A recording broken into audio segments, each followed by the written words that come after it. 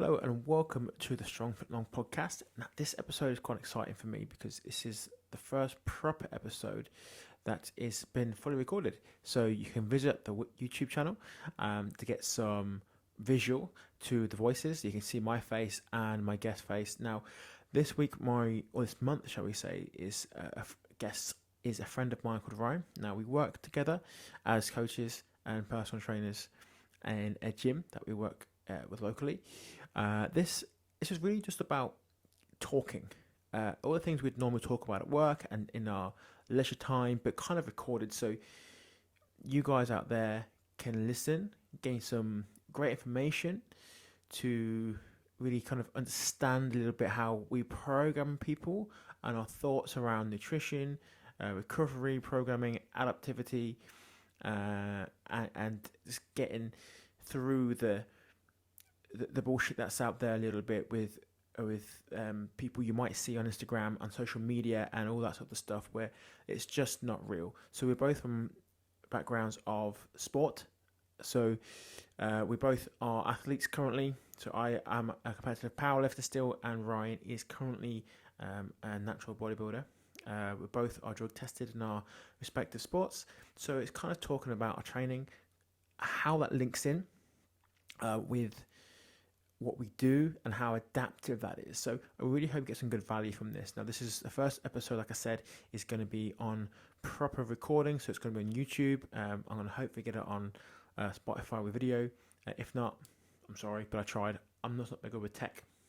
So I hope this episode is of use. As always, please leave some comments, give us some feedback, give me some love, and I will see you soon from the Strong Fit Long podcast. Here on the Strong Fit Long podcast with a good friend of mine, Ryan. So hello, Mr. Sapstead. How are we doing? Yeah, so we've worked together for a while now. This has kind of been a long time coming. I've said to you before Christmas when I get together and do stuff and get together. So do you have a good Christmas and stuff? I know it's February. No, it's not. It's January still. Almost February. But yeah. Christmas was good. Thank you, mate. Yeah, good. And all it's of crazy. that. Yeah, crazy how fast it goes, right? That's it. February. This will get released in February. We'll get the YouTube on here as well, so people can see your handsome faces and stuff. So obviously I've known you for a long time as your competitive bodybuilder, etc. Just kind of introduce yourself in a few words to people, especially people who don't know you from this area, kind of what you do, and obviously kind of a little bit how we know each other, etc. Okay, so Reese and myself have been working together or alongside each other for 6 years now. Something like that, yeah. It's a long time, really. In the one-to-one space locally, which has been great. I think we're very, very separate individuals from a sports standpoint. Obviously, Reese's background in powerlifting, mine's in competitive bodybuilding. So when it comes to the physique side of things, that's very much where I'm based, and then Reese is very much based in the strength side of things. So, but obviously there is a transfer that kind of goes over, but we'll get to that shortly, won't we? Yeah, I think that's a really important thing to understand. We'll go through kind of people we train, because I think that's important to understand that even though we have a different kind of background from our own perspectives, a lot of people we kind of see or whatever else, they do vary, but yet they're similar. A lot of general pop. I mean, I don't know how many competitive bodybuilders you have, but I don't really have any competitive powerlifters because, for powerlifting, and the same as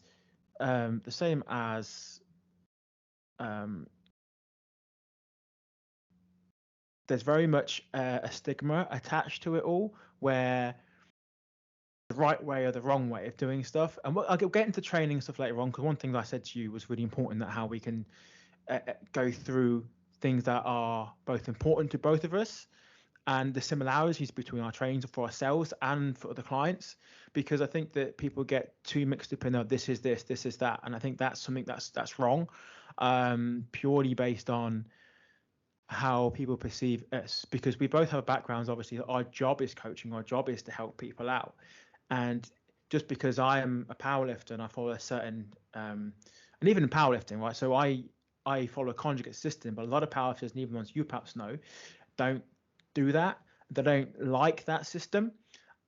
And we'll go through it a bit more, how similar that is together, but at the same time, we can use both of those aspects in coaching other people, depending on obviously their goals. And that's really important to understand, that people, just because I'm a powerlifter doesn't mean I don't train powerlifting.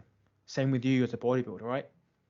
That's it. And it's like it's kind of getting more and more out there now that almost a powerlifting based split is very advantageous to bodybuilding. So when it comes to, it's the whole power building as opposed to, just bodybuilding hypertrophy type training. It just shows that there is a huge transfer between both styles. They just need to be applied correctly, but also applied carefully. I think when it comes to, a bodybuilder can train to powerlift and be strong, but at the same time, dependent on what stage of their dieting they're at, whether they're looking to grow or whether they're cutting down and prepping, certain measures need to be put in place. But ultimately, a lot of the training can really transfer over and be practically the same in many aspects.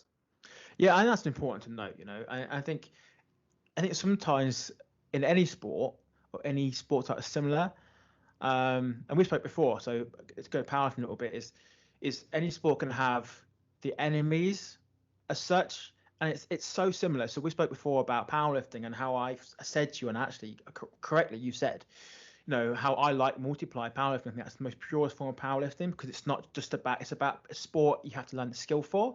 But like you said to me, it's very much a sport in itself, and that's very true. It's the same as like a rugby league versus rugby union. It's still rugby, but it's got its own take on things. And I think when people start to demonize a particular version of something, whether obviously if you're as a natural bodybuilder compared to the normal Olympia people who aren't tested, you can enjoy both. It doesn't have to be this is better than that. It's enjoy both of them, because they're both celebrating what you can achieve in a different way. Yeah, and I think an even bigger comparison that you could make in that respect when it comes to transferring over to bodybuilding would be the difference between categories. So for example, you could say, okay, well, there are a lot of people that are very kind of men's physique based, which is that's the one that kind of sometimes can get ridiculed and get a bit of a stigma, because it's like, oh, okay, you're wearing board shorts, you're covering up your legs. But ultimately, there are people's physiques that suit that better. And it's not the fact that they don't train legs, it's the fact that the posing is different. It requires a completely different training split to achieve the look that they're going for. And ultimately, they are very different to bodybuilders. Even though a lot of the training can be the same, it requires a different approach. And it's the same exact same thing with multiply lifting and non-equipped. It's the same but very different. And the fact that it's just a subcategory of the same sport, but it requires its own approach, doesn't it? Yeah, I think it's pretty funny when you talk to people, right? And obviously, I'm equipped bench press. That's my thing. I've done the last, single ply for the last however many years, right? And people go, "Oh, that's cheating." It's not. It's the same. It's exactly the same. It's a lack of understanding, I guess, more than anything else. And it makes me laugh a little bit. It's funny because, like I said, rather than saying, "Oh, it's cheating," or that's not the same, it's just support people because you're in the same sport effectively. And I think that, we'll get back onto coaching people and normal people in a second, but there's the crap you'll get from essentially what you said, physique people, or even the classic stuff from your youth of classic work compared to bodybuilding, or even when you go to the female sort of stuff, the bikinis versus the trained figure, and even the bodybuilding in that, whether you go the natural, the non-tested or the tested stuff, it's the same. And rather than just picking people up, it irritates me to be fair, because I think it's one of those I'm better than you kind of things, because I don't do this, I don't do that. Well, put a bench shirt on and take a single and see how hard it is to do that thing. Yeah, I mean, you know how hard you train. I see that all the time, and some of the videos I've seen on comments, people say, "Oh, it's just fucking stupid." No, I've seen you in the gym and what you do, and we chat all this the time about that sort of stuff. And it's just it's funny how people want to be better than you without even knowing anything out, and that just makes me laugh a little bit. And it's a bit of an inside joke with you and me, I guess, in that sense. Now, and they also take the piss out of people, and that's fine. I think that's part of sport, it's part of growing as an individual. But I'm ultimately there to support raw lifters, multiply lifters, reps only, whatever. And I guess the federation is again a big thing. So, but let's get on to the topic. Yeah. So one thing we said is training. Now, if anyone follows you, Ryan, what's your Instagram? It's just at Ryan Sapstead. Perfect. We'll put all the information about Ryan in the show notes and stuff, so everyone can see his biceps. Exactly. That's all that matters, isn't it? I train that once a month, 3 sets. There you go. But everyone can see that sort of stuff, and even your brother, right? So talking to your brother and some of the podcasts your brother's been on, and the same thing for you. When people start to question some of the funky stuff that you do, and it goes a little bit along this line with Mr. Seaman, who's very controversial, that's the word. Yeah, controversial in the system, but he does it on purpose. So it's different with you two, because I see you doing exercises on a regular basis, right? So let's go through a little bit of training itself. So outline for me and people your kind of training week, okay? Just do the split. So do you do a bro split? Do you do body parts? I know what you do, but explain that on the reasoning briefly for going behind it. Okay, so when it comes to bodybuilding in general, obviously your split should always be based around, putting it's same as powerlifting, putting your weaknesses first. If you suck at your bench press and you want to get better at it, then obviously that needs to take priority. You need to program around that. So with bodybuilding, it's the same. We program around individual body parts, obviously. So to an extent, there will always kind of be some bro element to a split. Myself, I've always favored the push, pull, and lower split. But with myself, I train everything essentially twice a week. So I would do, let's say it's a 6-day split. It will be push, pull, lower twice around. The only difference is that I will have my push number 1 will be a chest dominant push with some shoulder isolation and a bit of triceps. My second push session will be a more shoulder focused push session with some isolation of the chest and triceps. So pushing intensity into certain muscles while kind of using assistance exercises on others, so they're all getting ample rest periods. And that's the main thing with bodybuilding. And I'll squat on one day, for example, one lower body day I'll squat, and the other lower body day I will primarily pull or hinge, so it's kind of more glute and hamstring focused. The other one will be more quad focused. So the main thing is fatigue management. So it's just recovering, it's managing your recovery, managing your fatigue, depending on what stage of a diet you're in. That is primarily what bodybuilding should be. So my training is based around that, if that makes sense. Yeah, perfect. I think that's really important to note is on the fatigue management. I think that's the key point for anyone training for hypertrophy, which is what bodybuilding is, right? But it's not exclusive to bodybuilding. We'll go through bits more sec, but I think that's really important, the fatigue management. So, for example, on your plan, you're going to have, say, I want to hit, say, bench press 100 kilograms. On your plan, you're going to hit 5x5, whatever it is, but you're absolutely trashed because you've had a massive squat session and maybe it didn't go quite right. Maybe you've had really terrible sleep, or nutrition is not that good and you just feel horrific. Manage that. And that's really important. And that comes with experience, right? It's not something you just pick up from day to day. And that's something I've learned a hard way some days, right? And I think that you get all the information in the world from courses and reading of training, but until you apply all that things, that's where it really matters. Yeah, definitely. And I think the main thing with that is that ultimately, and it's like we'll go into periodization in a bit and things like that, but I think ultimately how you approach the way that you periodize training, or how we periodize training for clients, is based on getting to know ourselves, getting to know how we respond, how clients respond, how they recover, how everything is. So it's managing everything for our clients that then establishes the best way to periodize their training as well. So yeah, I think that's the thing. So people often think, now let's go periodization, let's do that organization things. Now I've done a podcast probably a year or so ago about conjugate versus kind of traditional westernized periodization, and obviously I've got a bias towards conjugate, but I'm very aware, and I tell people all the time that it's not the only way, and it's not the best way for everybody. So outline briefly, and I think this is where the similarities come into play, right? So obviously you have 2 leg days a week. You have a hip hinge, obviously effectively a hamstring dominant day, if you will, and a quad dominant day. That's essentially how you organize it. I see that all the time. But on those days, you're gonna, you have heavy times. Your days where you're going to be heavier work. Days where you're going to all right, take the squat out and hit more volume. Yes, you're not hitting the speed because you're not a performance athlete, but you're still going to be taking away that heavy everything else. So the conjugate system essentially for people is some days you lift heavy, some days you lift light and fast. That's it in a nutshell. And go back into a podcast I did about it, ask questions, did research, it's fine.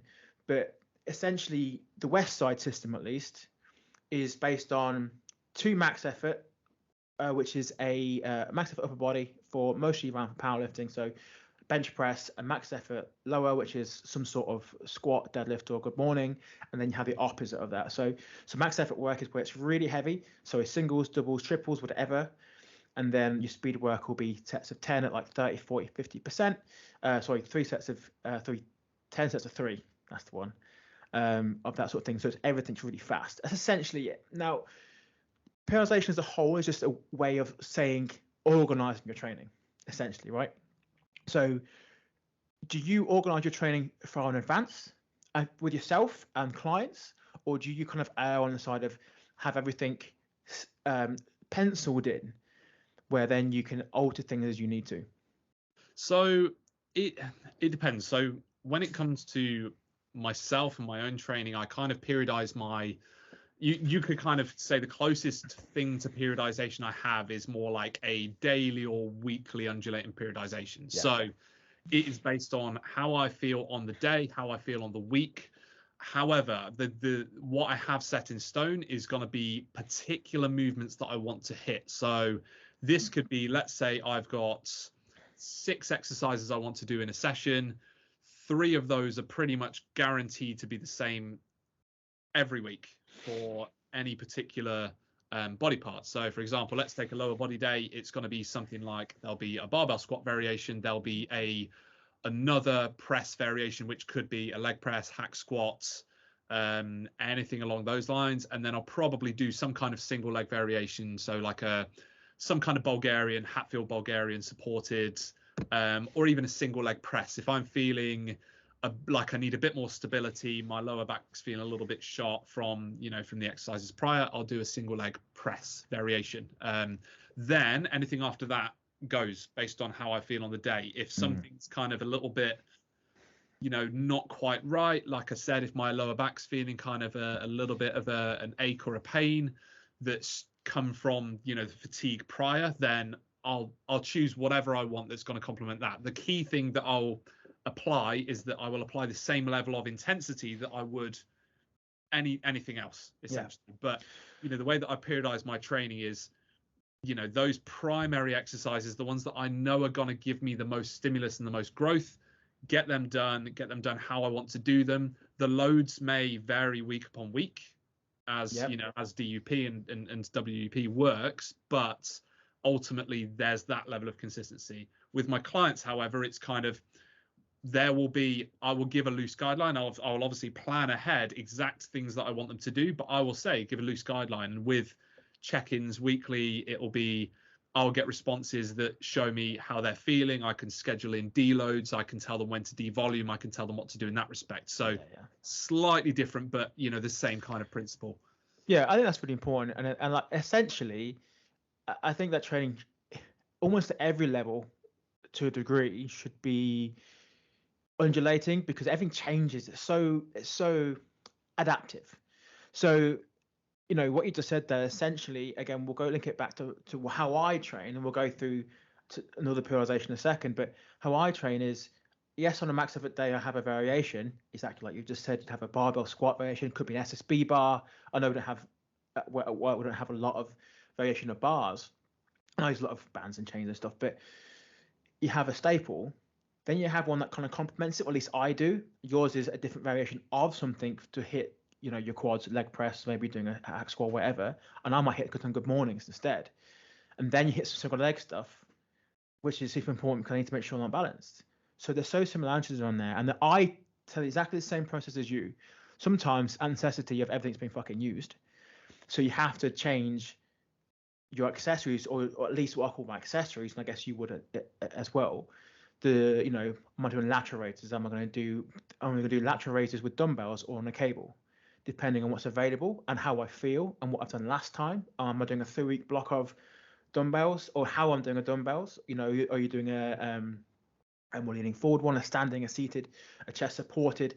All these variations of the same exercise give you a slightly different stimulus. And I think that's really important to understand, that even though it's the same, it's yet different.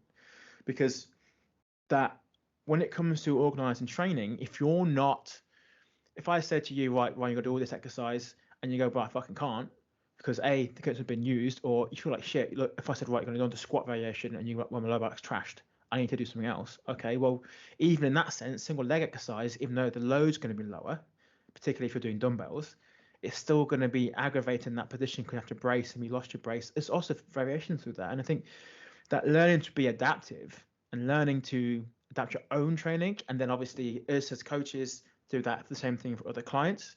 I think that's the big key. Yeah, and I think when it comes to, there's two kind of factors that you need to look at, and they're both kind of, it's something versus something. So you've got risk versus reward. So at the end of the day, a lot of bodybuilders that I know, and they could be really respected guys, they will almost never barbell squat, based on the fact that they will get more, they can put more load through. It's a lot safer for them to go straight onto a hack squat than it would be a barbell squat. Personally, for me, barbell squat is just, it's a movement that I like the idea of. I don't think you can teach I don't think you could give someone a work ethic from starting them out on a hack squat. Someone will not be able to learn the same kind of work ethic that transfers into absolutely everything else in the gym as they do on a barbell squat. There's just so much involvement. However, from a risk reward standpoint, it's not technically going to be the best exercise to grow your lower body, if you think about it, because it's an unstable platform. You can't get as much load through. You can't potentially get as much knee flexion without risking anything in particular. And then second to that, you've got your stimulus to fatigue ratio. So ultimately, a barbell squat is a huge movement, and the amount of fatigue that it provides, not only in the lower body but everywhere else, means that the likeliness is, if you've got a weak point, let's say your CNS is going to be fried, or even let's say your lower back is taking a lot of the load when it comes to a barbell squat, if you could eliminate that factor, you're going to create more stimulus from something like a leg press or a hack squat, and less fatigue, and focus on the muscle group that you want to be working on. So you kind of got two factors to work on there, but at the same time, that's the only, the training could be identical to powerlifting, but the only thing that you need to take into account with bodybuilding is that the risk reward, especially if you're in the depths of a prep or a diet where you might want to take away those slightly more risky, unstable exercises and, add a bit more support, and that stimulus to fatigue, because ultimately we are hunting for that stimulus when it comes to every exercise, and we want to fatigue everything else as little as possible and stimulate what we want to stimulate as much as possible. Yeah, I think that's the important part. I think what's really important to clarify is the why, right? So we might barbell squat both exactly the same. Well, I have a wider stance than you typically, but it's all barbell squat. But you'll do a different reason than I barbell squat. So not only will your approach to how you're doing it change, in terms of, are you loading heavy as you can, or whatever the reason was, or are you going to go, right, that's not quite feeling that, let's move away, where I will go, okay, regardless, on the day I'm hitting on a max effort day, right, take this barbell, I took some balance on whatever I decided to do for the day, and then just take that. And that's, for me, going to be what I want out of it. And I think when you look at social media and things, everyone's talking about all this growth and things, and I genuinely think that people lose track of the why, and everyone thinks it's just everyone wants to get bigger, because that's not always the case. I mean, I have ladies, or you have ladies, that just want to get stronger as a whole, right? So in that case, you're not going to try and get them hypertrophy. Although, saying that, there's going to be some hypertrophy regardless, but that's not the main goal for those kind of people. And even myself, I guess I get bigger, but that's not the main goal for me. It's a, can I move more weight? Brilliant. That's what I want. That's the hence the training system. And I think we're so similar in how we train, generally speaking, but there's just so many tweaks, different things. For example, you're interested in slow eccentric work, right? Because you want to load that mechanical tension. I don't give a shit. I want to move that weight as fast as I possibly can, but I'm not going to drop the weight unless I'm doing ballistic training. But I'm not after a super accentuated eccentric movement. Sometimes I am, but that's not my main goal. I get bigger regardless, but then I typically that comes from the load that I can move because I'm strong. But that's important to go through. So I think that's a lot of people they get confused about the why, right? So how many people you had, so inductions obviously for the gym that we work with. So how many people go, oh, I don't want to get really big. I don't want to lift weights because I'm going to get really big. And that's obviously a lot of ladies you have, but that's not it. But I want to get stronger knees. Well, okay, well, you're going to have to lift weights. You don't get stronger knees by cycling. You do to a degree, but nowhere near than if you go before, particularly if you people want skiing or whatever it's going to be. Like, I think it's one of the big parts of the question is the why, right? You get a lot of people online as well. And are most of your people online bodybuilders?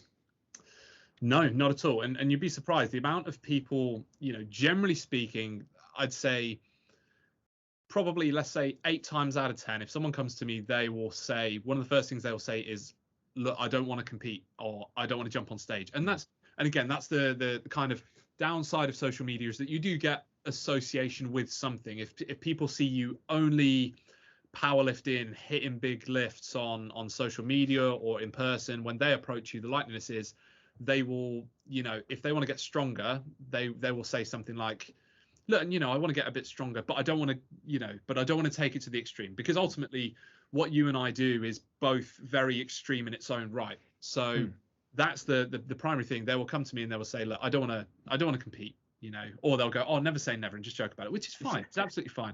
But the most part is that, I demonstrate an extreme version of what they want to do. So the majority of the people that I attract when it comes to generating interest in potential new clients are people that just want to make a substantial transformation to their physique, but not necessarily an extreme, on an extreme level like I do. It's just, okay, he can transform himself and his clients substantially, and that's what I want to do. But usually it's just a case of, oh no, I don't want to jump on stage, which is absolutely fine. And that's not, I don't want to promote that. And if anything, that's a negative thing to promote. If people want to jump on stage and they come to you saying, look, this is what I want to do, that's great. But I'm never going to push anyone into something like that, because ultimately that is something that is so extreme to the point that it's ultimately not the healthiest thing to do. And that's not something that I'm ever going to promote doing, other than this is what I do.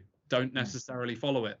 Yeah, and that's important. Again, and the same, like I said, I have people who get stronger. Some people want to get stronger than the average person, shall we say? But if someone doesn't want to compete in powerlifting, I don't care. Ultimately, it's the same thing with you. Right? So I've seen you in phases of cutting to get on stage, get ready for that. And I think what's really important in that is I've seen you really lean. And are you the healthiest when you're at that point? No.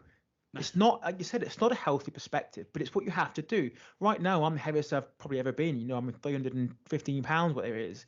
But you do those things because you need that for the sport. I wouldn't be able to bench what I bench now to, particularly when we're both drug-free lifters. That's all important to get through, right? Because it makes it healthier. I mean, don't get me wrong, my weight's not healthy. I'm a 5'8", 315-pound bloke, but, I bench press 700 pounds. And that doesn't happen typically unless you're at least close to that weight, because it's a hard thing to fucking do when you're, not enhanced. You should say that word. Yeah. Not enhanced. And the same thing with you. Your nutrition and your dieting phases for yourself, and even last year, and you're honest with yourself. We spoke last year, year before actually, when you didn't quite make how you wanted to do, and you almost self-talk. You go, okay, I did do this, right, taking a year out anyway, or 2 years out of not competing, to get better for when you compete again. And that's really important to know, that just because you do something doesn't mean that everyone else is going to do something as well. Because when you're promoting something that someone else might want to do or pushing towards, I think that's a bad thing. That's a bad coach, because that person will come to you. Typically, people come on because they're not happy, right? So they're not going to change their body, lose weight, or get a bit bigger, get abs, for example. And they don't want you pushed in the direction of stepping on a stage, because it's almost putting them on a spotlight, people to stare at them. It's essentially what it is. Bodybuilding, for me, it's really interesting, really funny when you think about this whole thing. In 1980 Olympia, I always said the same thing. When you're training to basically be in your pants on stage and be judged by other people, and that's society. We try to say, no, don't think about other people. Who cares? They're just, let them be their own thing. Don't harm anybody else. They're fine. But essentially, you're just going, well, get in your pants, stand on stage, and put some lights and put some fake tan on. It's really funny for me.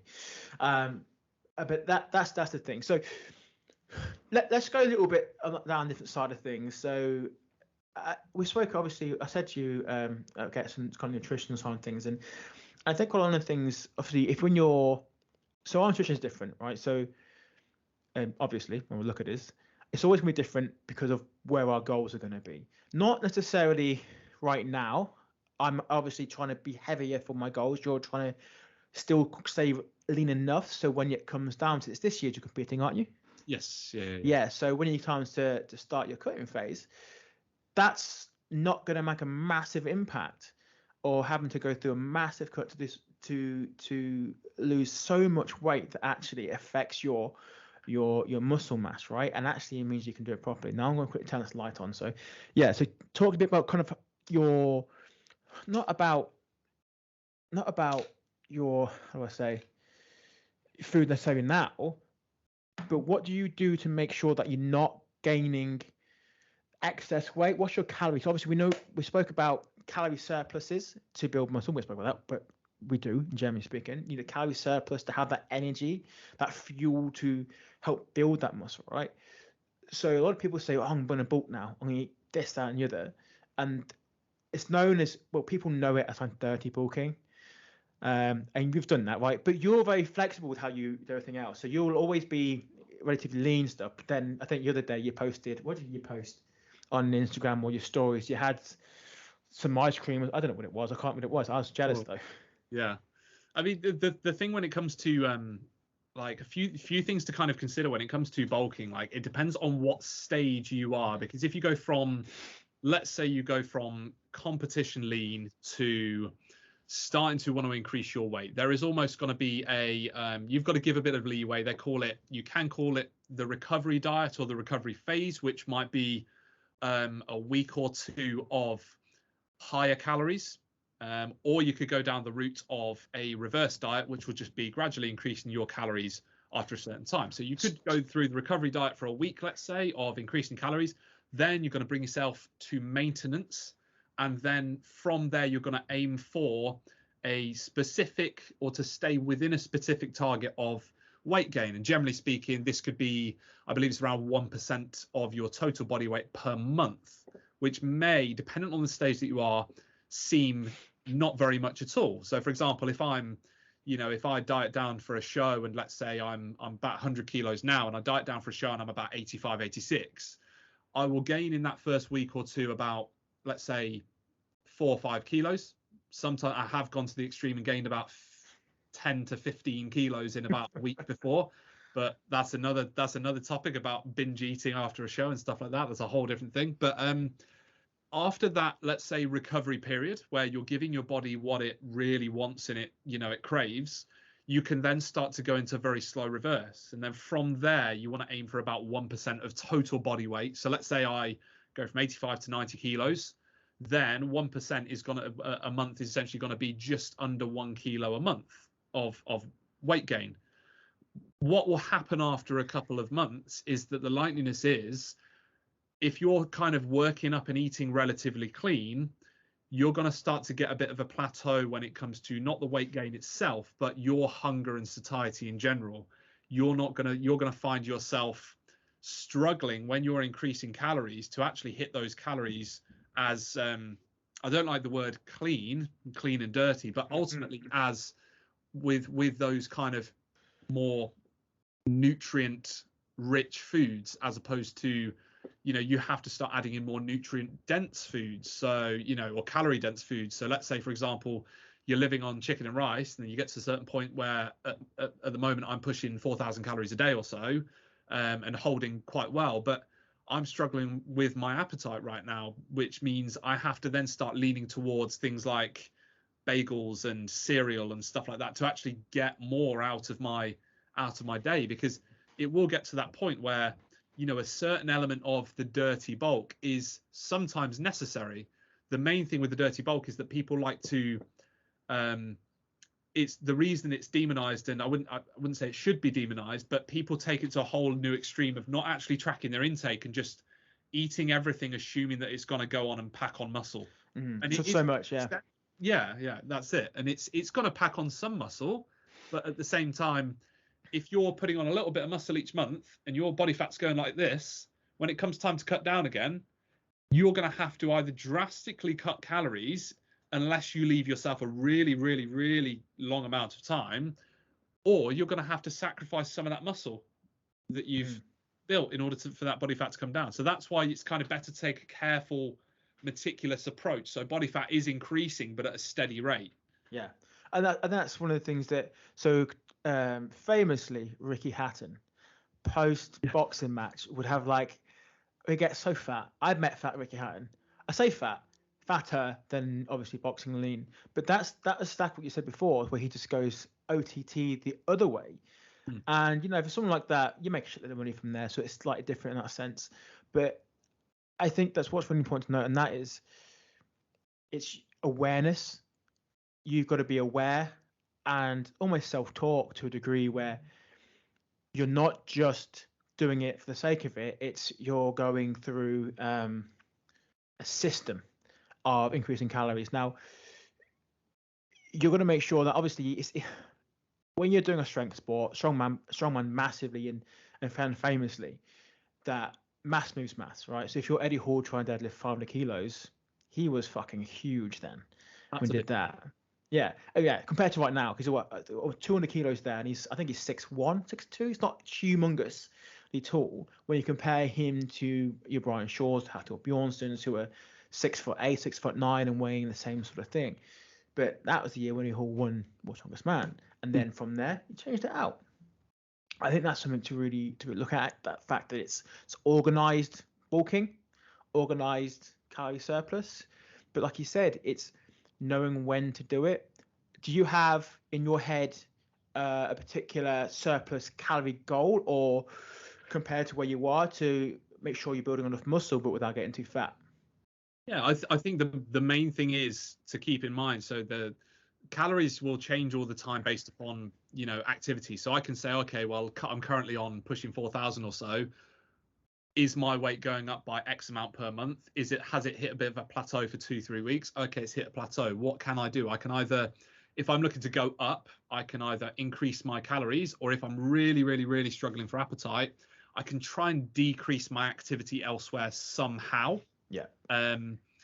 But ultimately, and think of it as the reverse when it comes to dieting down. Again, it's going to be, you want to be dieting on as many calories as possible if your digestion allows it.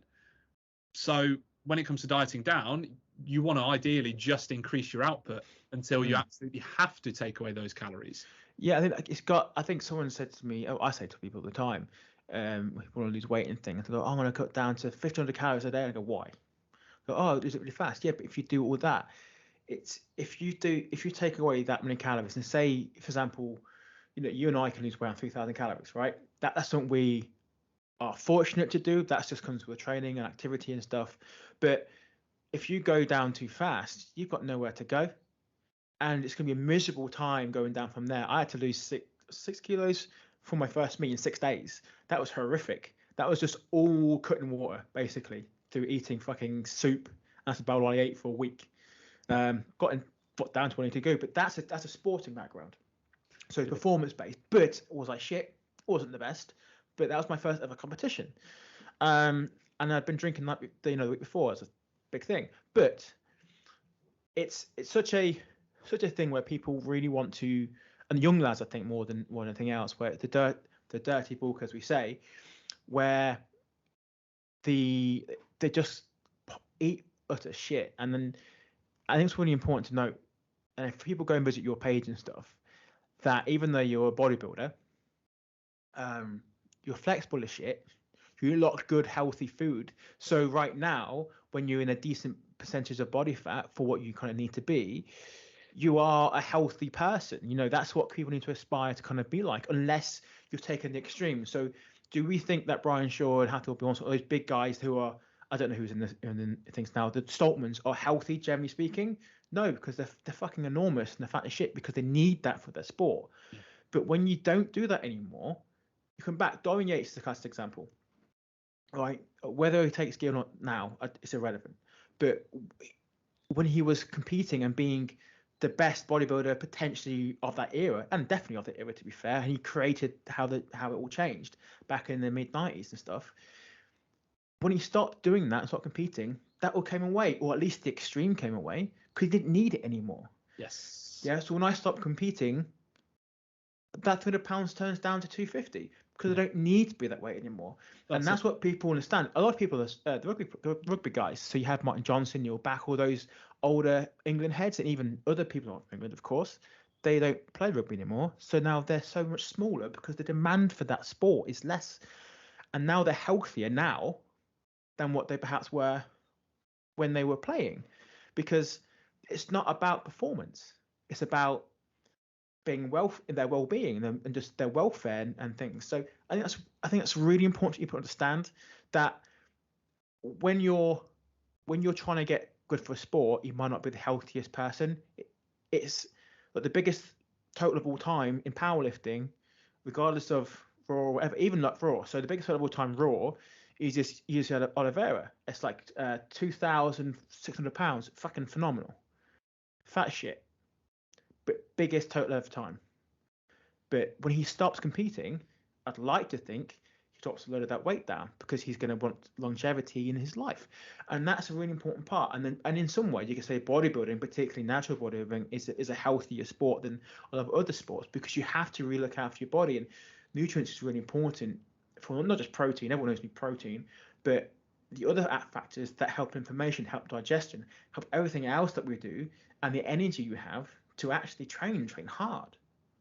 That's it. And I think when it comes to the nutrition side of things, ultimately, one thing that you will notice when someone is, and especially when I am, when people follow me on social media and stuff, I will have a very flexible diet. But part of the reason I have to be flexible now is because when my appetite starts to go, I then have to lean towards those calorie dense foods to then help get to those numbers. So when I cut down, that's not necessarily, I mean, when I'm hitting those kind of calories, that fuel that I'm taking in isn't necessarily the most efficient fuel that I could be taking. So for example, if I was able to get all of my carbohydrates through rice, potatoes, grains, everything like that, my sessions would be better, my energy levels would be better than a lot of the sugary stuff that I consume, a lot of the stuff that is a lot more processed. But the issue is I've not got the appetite to consume that. However, when I cut down, it goes in the opposite way. My appetite is going to be through the roof, which means I need stuff that is less calorie dense,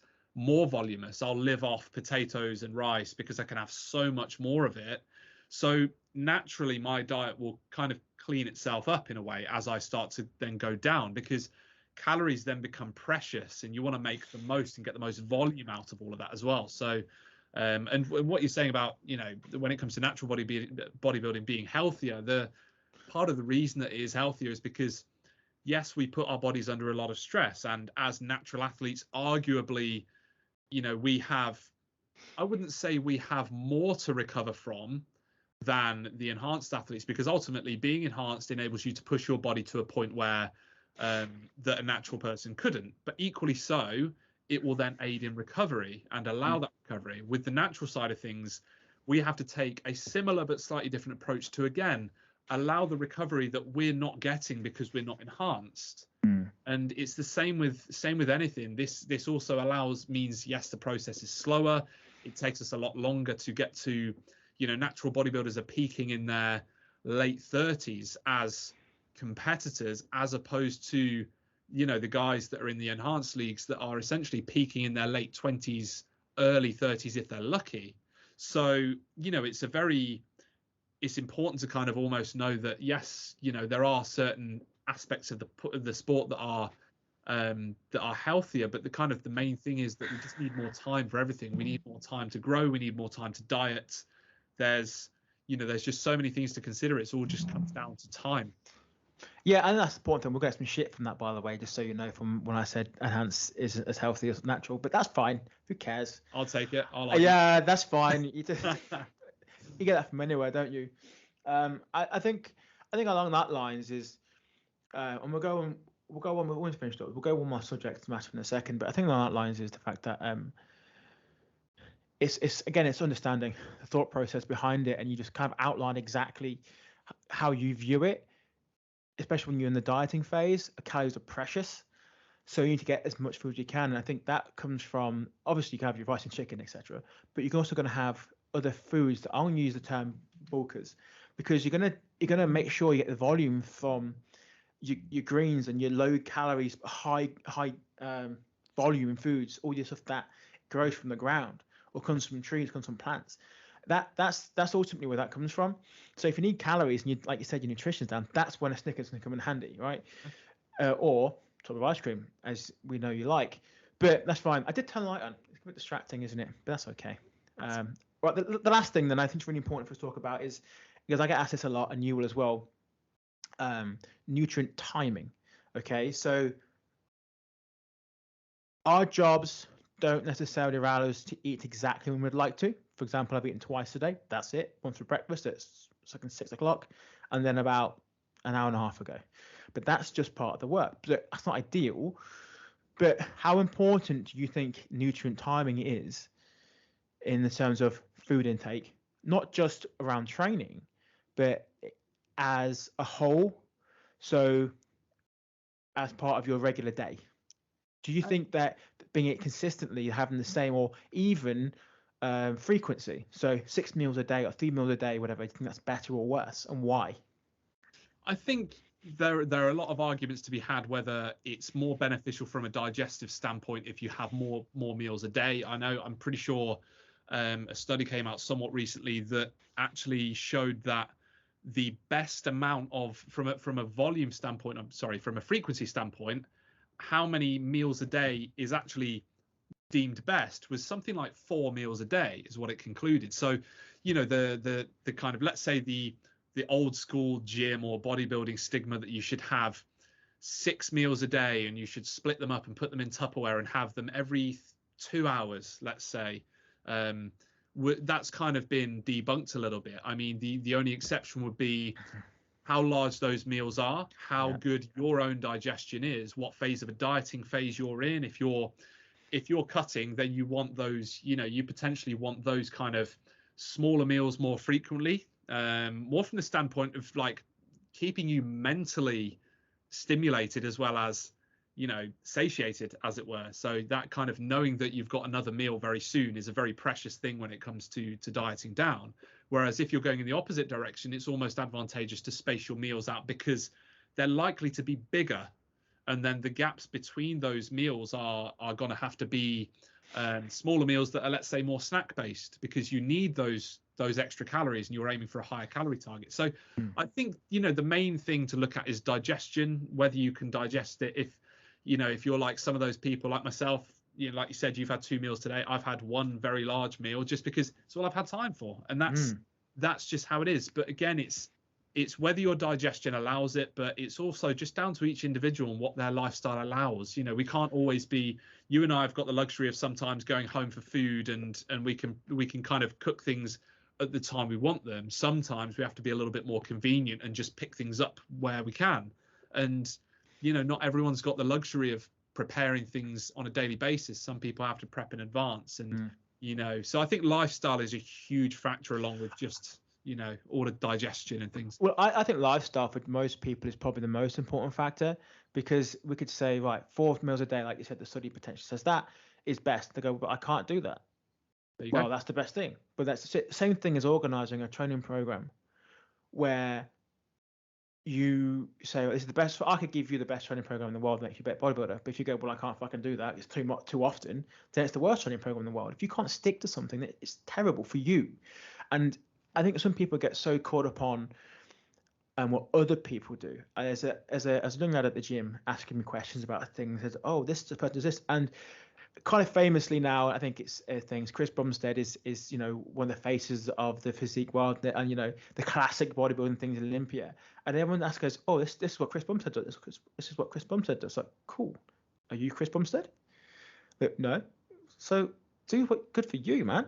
And people get, when it comes to training, when it comes out to the training side of things, is people want to get super pernickety and super specialist when they can't do the basics. So how I've lots of people train, asking me about training, about bench pressing, for example. I want to bench press this. Well, you can't even do fucking half that yet, mate. So that's a goal, great to have. But if you can't even bench press at all, then you can't. You have to start there.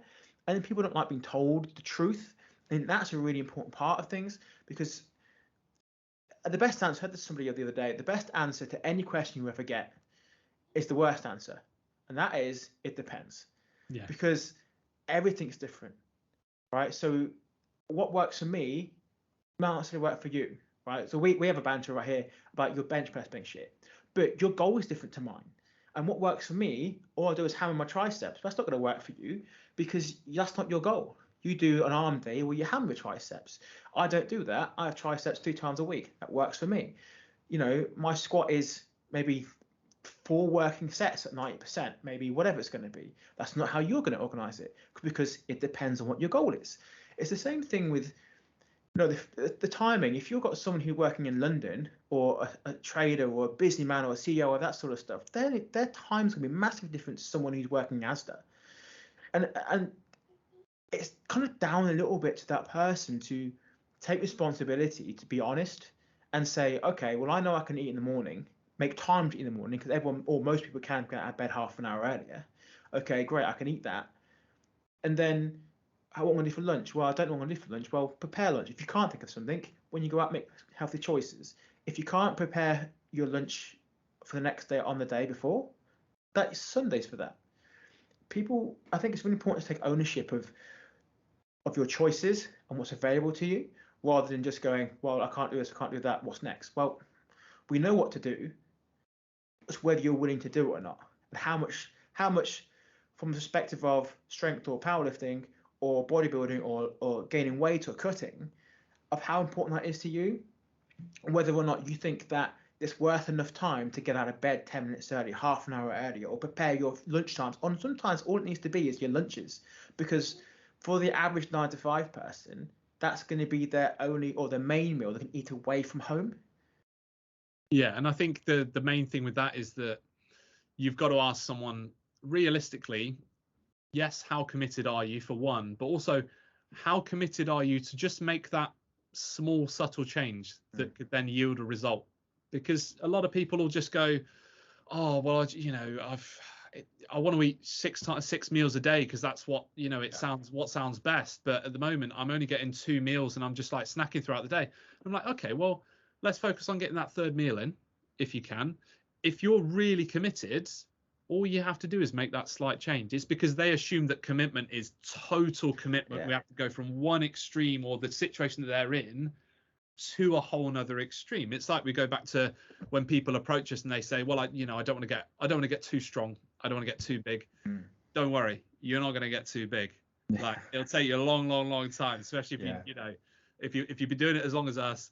We're still not strong. We're still not big in our own. Speak for yourself, mate.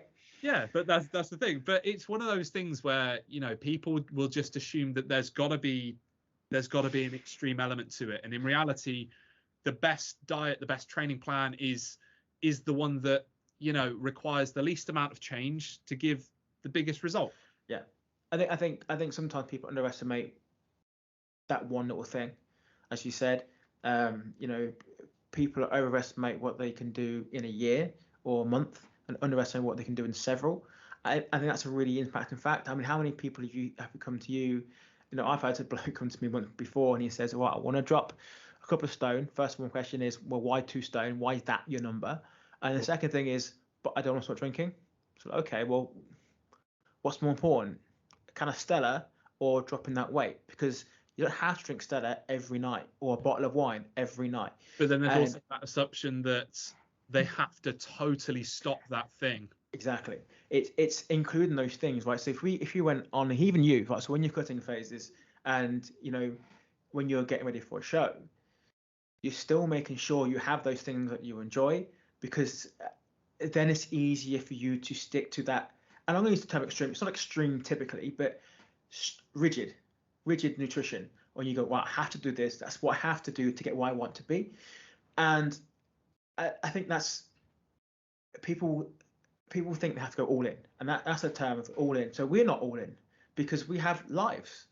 Yeah. I think when you go all in, so if you listen to any of the table talk stuff with Dave Tate, and particularly any of the guys from Westside, when they went to all in, it was all in. Greg Panora, when he was at the top of his thing, he was all in. He slept in his car to train on Westside Ves and Louis, and became the greatest powerlifter of all time at that moment, or after many years being there. But that's all in, where nothing else matters except for that, and you do anything to do that. You sleep in your car, you'll wash your pants in water, in the stream, whatever it needs to take, whatever it takes to get there.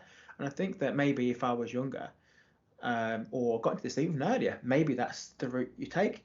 But now obviously I'm happily married, and I have a house, and I have all the other aspects of life that everyone else enjoys. I like to make sure that I'm at the best I can be, but without sacrificing the other things. Yeah. And I think, for me, I tell people all the time, I go, oh, why don't you do squat and deadlifting competition anymore? So, well, I just don't want to.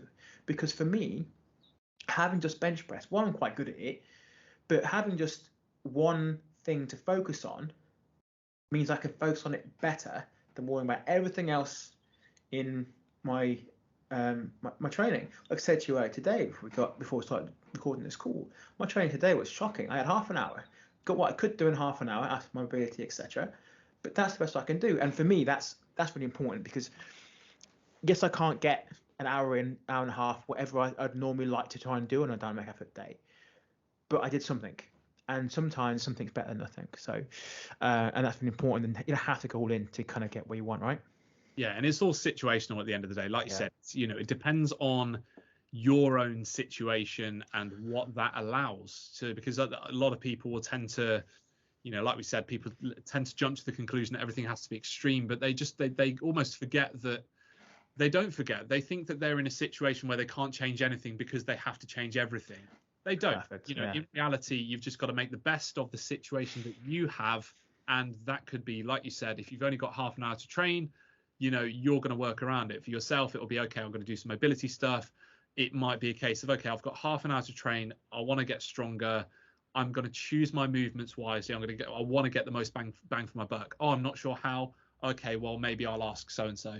And it's that's the advantage of people having access to us, whether it's online or in person, is because ultimately we will optimize as best we can their training to make the most of the time that they do have. So it's not a case of, we're not going to turn around to someone and say, oh, well, to be honest, you're not going to achieve anything unless you can commit to 5 hours a week. We're going to turn around and say, okay, well, how long do you have?